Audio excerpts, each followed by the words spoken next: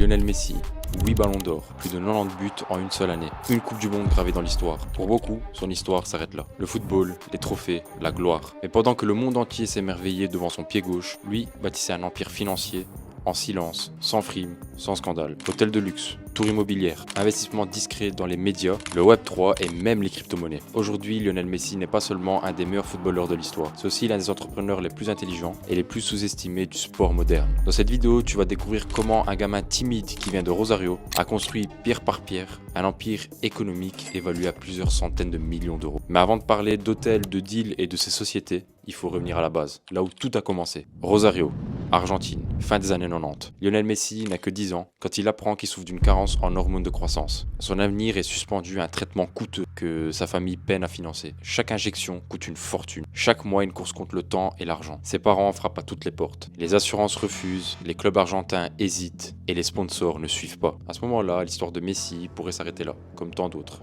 Mais un jour, une porte s'ouvre. C'est le FC Barcelone qui le repère et qui lui propose un contrat. Entre autres, le contrat est rédigé sur une simple serviette en papier. Le club prend en charge ses soins et en échange, Lionel rejoint le centre de formation. Et c'est là, à seulement 13 ans, que tout bascule. Mais surtout, il comprend une chose fondamentale, c'est que son talent a une valeur. Dans cet instant, il comprend aussi que chaque dribble, chaque but, chaque titre, c'est aussi une part de son futur économique. Maintenant, faisons un bond dans le temps. 2017, Lionel Messi a 30 ans. Son palmarès est déjà hors norme. Mais dans sa tête, il prépare déjà le après-foot. Et c'est à ce moment-là qu'il réalise son premier gros mouvement stratégique en affaires. Il s'associe au gros groupe espagnol Majestic Group Hotel pour lancer une nouvelle enseigne hôtelière, MIM Hotels.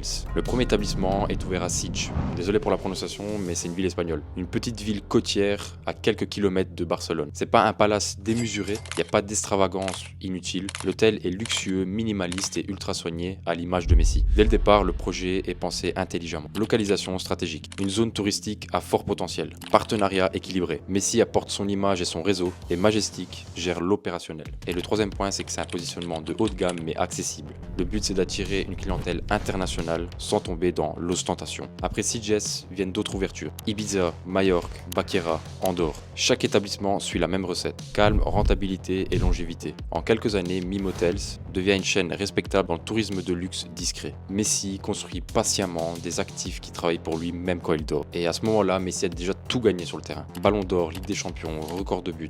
Mais hors du terrain, c'est une autre question qui tourne en boucle dans sa tête. Qu'est-ce qui reste quand les projecteurs s'éteignent ?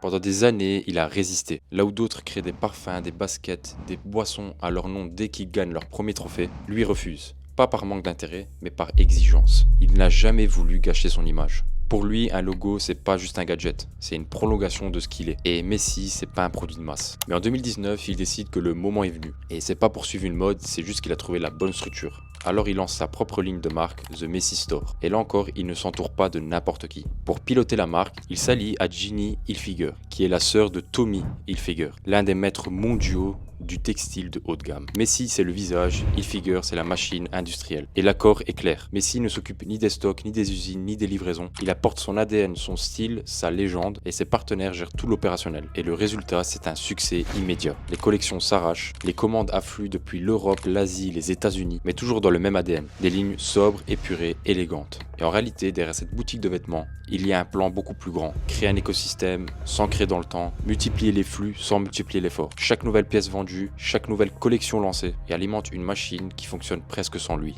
Le joueur devient une marque, la marque devient une entreprise et l'entreprise devient un écosystème. Et pendant que le grand public se passionne avec ses dribbles, lui pose les fondations d'un empire économique qui n'aura plus besoin de ses buts pour générer de l'argent. En 2022, le monde du sport et des affaires a profondément changé. Le terrain n'est plus le seul endroit où tout se joue. L'attention de ses fans s'est déplacée. Elle est sur les écrans, les réseaux sociaux, les plateformes numériques. Les NFT explosent. Le Web3 fascine autant qu'il effraie et les crypto-monnaies deviennent des actifs mondiaux. Et beaucoup de sportifs hésitent à rentrer dans ce nouveau terrain de jeu. Trop risqué, trop instable, trop technique. Mais Messi, lui, n'a jamais été comme les autres. Il observe, il analyse et il comprend. Pendant que ses adversaires cherchent de nouveaux sponsors, lui, il recherche de nouveaux territoires. Pas pour apparaître, mais pour posséder. Et c'est là qu'il prend une décision clé. Il rentre dans plusieurs fonds d'investissement qui sont spécialisés dans le sport tech. Parmi eux, Playtime Sport Tech, un fonds qui devient rapidement un acteur majeur de l'innovation sportive. Playtime prend des participations stratégiques dans plusieurs pépites du secteur. Parmi elles, Sora, une plateforme qui révolutionne la manière dont les fans collectionnent et échangent les cartes sous forme d'NFT. Des milliers de fans du monde entier s'arrachent ces cartes numériques et derrière cette nouvelle économie, Messi est désormais propriétaire. Mais il ne s'arrête pas à Sora. Il diversifie ses positions, il investit dans la blockchain, il soutient des startups de réalité virtuelle dédiées au sport et chaque investissement répond à la même logique. Se positionner tôt, prendre du capital et avoir un siège à la table où se prennent les décisions. Et à ce stade de sa carrière, Messi ne joue plus simplement au football. Là, il joue une toute autre partie. Une partie où l'enjeu n'est plus de marquer des buts,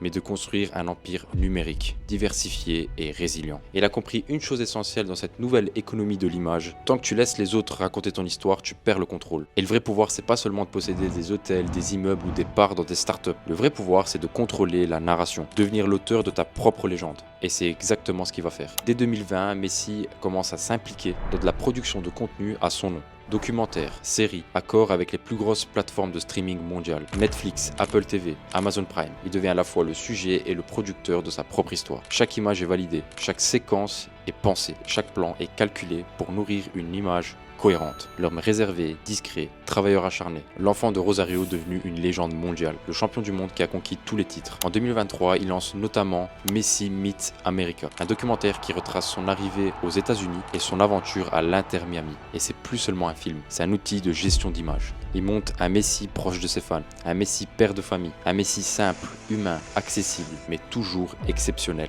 Et plus besoin de passer par des journalistes, plus besoin de laisser des médias façonner son image. Messi devient lui-même son propre média. Et il ne s'agit pas seulement de préserver sa réputation, il s'agit de préparer la suite. L'après-carrière, c'est la capacité à exister toujours dans la tête des gens, à rester présent, à générer de l'attention et donc du business. En contrôlant ses contenus, Messi s'assure que son image reste vivante et bien au-delà de ses derniers matchs. Chaque vue sur Netflix, chaque épisode regardé sur Apple TV, chaque interview, tout continue d'alimenter l'écosystème économique qu'il a bâti. Au printemps 2025, Lionel Messi atteint un nouveau sommet hors du terrain. Selon Forbes, il figure parmi les premiers sportifs les mieux payés du monde. Environ 135 millions de dollars par an entre salaire et contrat publicitaire. Et un petit rappel, il gagne plus hors terrain que sur le terrain. En hors terrain, il gagne environ 75 millions de dollars par an. Et sur le terrain, il gagne environ 60 millions de dollars par an. Et son empire s'étend aujourd'hui à plusieurs centaines de millions. Les estimations se placent entre 600 millions de dollars et 850 millions de dollars de fortune nette en 2025. Pour ce qui est de sa carrière, derrière lui un colossal 670 millions de dollars accumulés sur les clubs, matchs et bonus. À cela s'ajoutent environ 86 millions d'euros de droits liés à son image, plus de 109 millions d'euros de chiffre d'affaires généré par sa holding et sa société immobilière valorisée à 220 millions d'euros en bourse. Et comme tu as vu, Messi, c'est pas juste un footballeur, c'est vraiment un gros entrepreneur. J'ai résumé dans un PDF toutes les stratégies concrètes que Messi a appliquées pour bâtir cet empire. Comment il a structuré ses sociétés, comment il a choisi ses partenaires, comment il équilibre chaque investissement et toutes les autres stratégies qu'il a utilisées. Le lien pour télécharger le PDF est juste en dessous de cette vidéo. C'est gratuit et ça va beaucoup plus loin de ce qu'on a vu ici. Et avant de partir, si cette vidéo sur le business caché de Lionel Messi t'a plu, n'oublie pas de laisser un commentaire et de t'abonner. C'était Giovanni, ciao.